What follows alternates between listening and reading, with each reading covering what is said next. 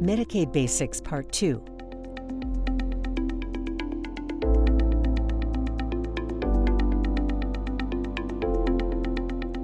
Let's talk about the SSI-related coverage group for Medicaid beneficiaries who are disabled or 65 and over. There are several types of SSI-related Medicaid, but we're primarily going to focus on Medicare savings programs and Medicaid for the aged and disabled. A Medicare savings program, despite having Medicare in the name, is actually a type of Medicaid.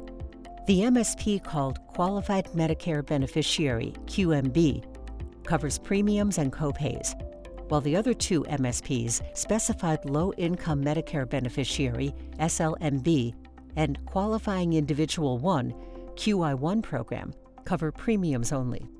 Previously, for MSP eligibility, DCF determined the number of individuals in the household based only on whose income was being counted. DCF now uses the total household size to determine the income limit that applies to the applicant.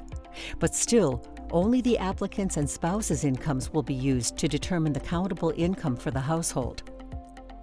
Here is the MSP financial standards chart.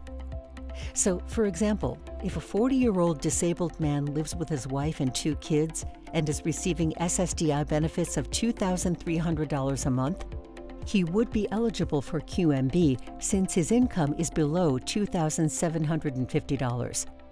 Note that the asset limit is $9,950 for individuals and $14,910 for couples for all MSPs. Anyone who receives Social Security Disability Insurance, SSDI, is eligible for Medicare 2 years and 5 months after the date of onset of disability. Those who receive Supplemental Security Income, SSI, automatically qualify for Medicaid. So eligibility is determined by Social Security, not DCF. Any individual who is disabled but not receiving SSI and not yet eligible for Medicare may be eligible for Medicaid for the aged and disabled.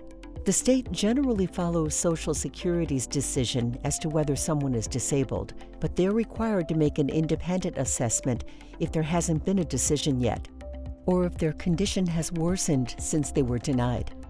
Financial eligibility for Medicaid for the aged and disabled is determined by DCF. The income limit for an individual is $1,171, and the asset limit is $5,000. The income limit for a couple is $1,588, and the asset limit is $6,000. Medically needy is for anyone who would be eligible for Medicaid based on category, but whose income is too high. It is designed for people with high medical expenses.